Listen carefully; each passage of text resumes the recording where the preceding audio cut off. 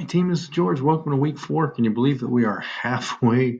We're right in the middle of our course. It doesn't seem possible, but I want to first off thank everybody for all the effort that you're putting through in the discussions and the different reflections and the assignments that you're putting together, because I know that it does take a great amount of effort to be that adult learner. So I just wanted to tell you that I appreciate it. So this week we're going to jump into um, stress. Our first talk is going to be about stress right here, week 4, parental stress. And that is real. When I ran the Taekwondo studio, we did have that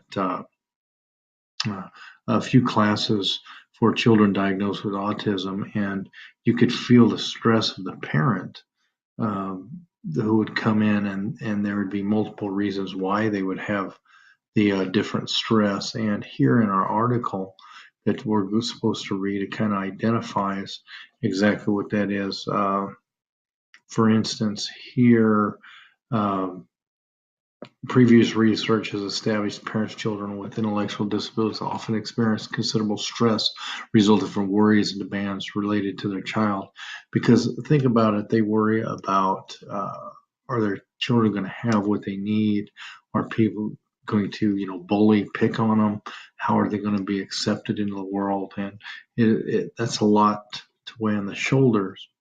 So we're going to dive into that whole thing this week. So it's going to be an interesting conversation. I look forward to hearing your perspectives. We also have a quiz this week, and then your week 4 reflection. And specifically this week, see if I can come over here, our week 4 signature assignment, the abstract. When you write an abstract, remember last week you did the and what was due today. So you wrote your annotated bibliography. So what you basically want to do is you want to, whatever you gathered from that, you want to create your abstract.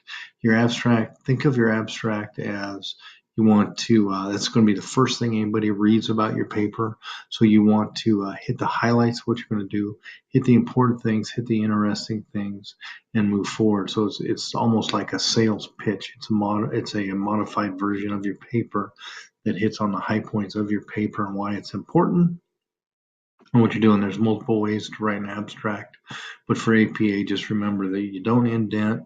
When you complete your whole paper, the abstract's going to have its own page, and you're going to put keywords underneath it.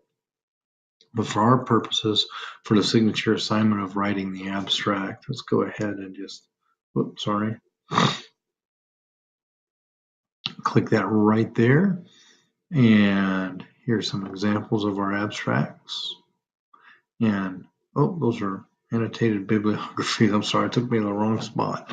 So let's just go back and discuss the abstract. So an abstract is just the first thing that anybody, so even if you get a paper published, the first thing people is going to read is your abstract. So make it so it's interesting.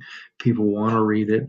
Put a hook in there of why it's important and what you found. So just make it so for this case, you've already done your annotated bibliography. So what you want to do is you want to simply take what you've learned from that and put in the abstract now. So you're going to write your abstract basically from the data that you've gathered up to this point.